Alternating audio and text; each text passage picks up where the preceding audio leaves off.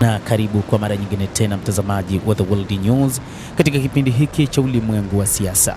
Mimi ni Adam Hussein, lakini ripoti yetu ya leo inaeleza kwamba je, ni kweli Marekani ilishindwa vita dhidi ya Iran?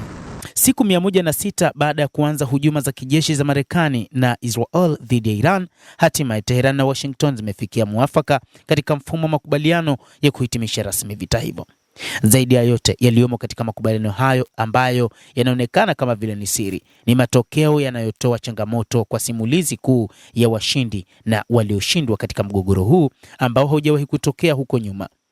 Vita vilivyoanza asubuhi ya tarehe 28 Februari mwaka 2026 kwa msingi wa malengo yaliyotangazwa rasmi na ya siri ya Marekani na utawala wa Israel.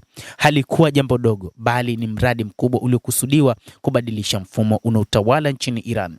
Mashambulizi makali ya kushtukiza na ya moja kwa moja kwenye makazi ya kiongozi mkuu wa serikali ya mapinduzi yalipelekea kuuawa kwake, mauaji ya makamanda wakuu wa kijeshi, kulengwa kwa vyombo vya sheria, usalama na vituo vya kijeshi, uharibifu wa miundombinu ya kiviwanda na huduma za mijini, pamoja na jaribio la kuibua mshtuko wa kisaikolojia katika jamii ya Iran. Yote hayo yaliweza kushambuliwa ndani ya mfumo wa mkakati ambao ulitajwa katika fasihi ya usalama wa Marekani kama pigo la kupozesha.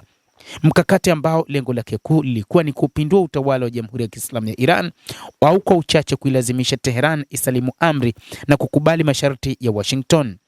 Lakini kile kilichotokea baadaye kilikuwa ni tofauti kabisa na mahesabu ya awali ya wapangaji wa vita hivi. Majibu ya Iran hayakuwa ya kujitetea tu. Kwa kulenga vituo 18 vya Marekani katika nchi 8 za eneo, Tehran ilipanua wigo wa vita vyake vya mipaka yake ya kitaifa, kuitwisha Washington gharama za moja kwa moja za uwepo wake wa kijeshi katika eneo la Asia Magharibi.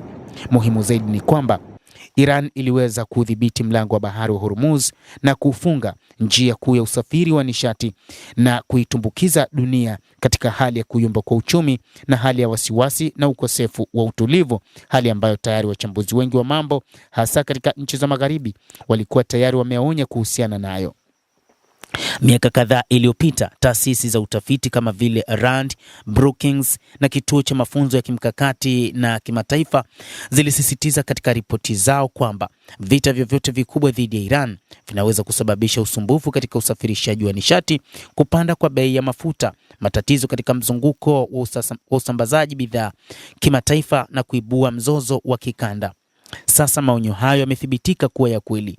Kwa mtazamo huu, matokeo muhimu zaidi ya vita vya hivi karibuni yanapaswa kutathminiwa kama ufichuzi wa makosa mawili makubwa yaliyofanywa na Marekani kuhusu Iran. La kwanza ni dhana kwamba jibu la Tehran kwa uchokozi wa maadui lingekuwa dogo na dhaifu. Kosa la pili ni kudhani kwamba muundo wa kisiasa na kiusalama wa Iran ungesambaratika kutokana na mashinikizo ya mapigo mazito ya awali au viongozi wangesalimu amri ili kuepusha gharama zaidi. Lakini sio tu hilo halikutokea, bali Jamhuri ya Kiislamu ya Iran iliweza kudumisha mshikamano na umoja wake wa kitaifa na kukarabati haraka muundo wake wa kamandi, huku ikisimama vilivyo masuala ya nyanja na diplomasia. Makubaliano ya kumaliza vita yamefikiwa katika hali ambayo malengo ya awali ya Marekani ilikuwa hajafikiwa. Utawala uliopo haujabadilika. Makombora na silaha nyingine muhimu za Iran zingalipo. Ushawishi wake katika eneo haujaharibiwa, na Jamhuri ya Kiislamu haikukubali masharti ambayo Washington ilikuwa imewekea mwanzoni mwa vita.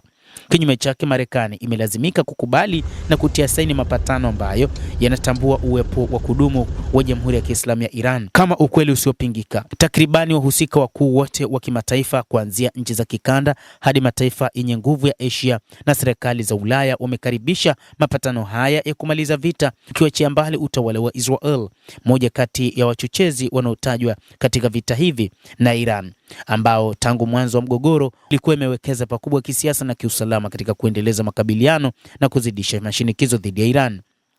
Makaribisho haya ya kumaliza vita yamebeba ujumbe wa wazi. Bila kujali tofauti za kisiasa na Tehran, walimwengu wanaona kuwa uthabiti katika eneo hili ambalo ni moja ya kanda za kistratejia zaidi duniani hauwezekani bila ya ushirikiano na nafasi ya Iran. Kwa maneno mengine ni kuwa vita vilivyolazimishwa na Marekani na Israel dhidi ya Iran si tu kwamba havikuiondoa Iran katika mlingano wa kieneo, bali pia vimeonyesha kwa mara nyingine tena kwamba hakuna utaratibu wa usalama endelevu katika eneo la Asia Magharibi unaoweza kufikiwa bila ya kuzingatia uzito wa kijiografia wa Jamhuri ya Kiislamu ya Iran. Ushindi katika vita haupimwi tu kwa idadi ya majeruhi au kiwango cha uharibifu wa miundombinu.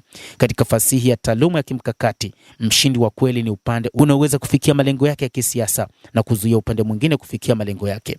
Iwapo tutakichukulia kigezo hiki kama msingi, swali muhimu hapa ni je, ni kwa kiwango gani Marekani na utawala wa Israel ziliweza kufikia malengo yake yaliyotangazwa hadharani na yaliyofichika? Je, ziliweza kupindua mfumo wa kisiasa wa Iran? Je, zilifanikiwa kuilazimisha Tehran isalimu amri? Lakini je, iliweza kuvuruga ushawishi wa eneo, uzuiaji wa Jamhuri ya Kiislamu? Jibu la maswali yote hayo ni hasi. Kwa uchache, kwa kutilia maanani ukweli uliopo hii leo, baada ya kupitia moja kwa moja vipindi vigumu zaidi katika historia yake ya sasa, Iran haiko tena katika nafasi ya nchi iliyosalimu amri, bali iko katika nafasi ya mhusika mkuu ambaye kwa kulinda muundo wake wa kisiasa na uwezo wake wa kistratejia imeweza kuilazimisha Marekani kuhitimisha vita kwa masharti ya Iran. Kukubalika kusiko na kifani kimataifa kwa mapatano ya kuhitimisha vita sio kukaribisha tu mwisho wa mzozo uliopo, bali pia ni kukiri kwa njia isiyokuwa ya moja kwa moja ukweli kwamba licha mashinikizo na gharama zote, lakini Jamhuri ya Kiislamu ya Iran inasalia kuwa miongoni mwa wachezaji wakuu wa kijiopolitiki katika mojawapo ya maeneo nyeti zaidi duniani.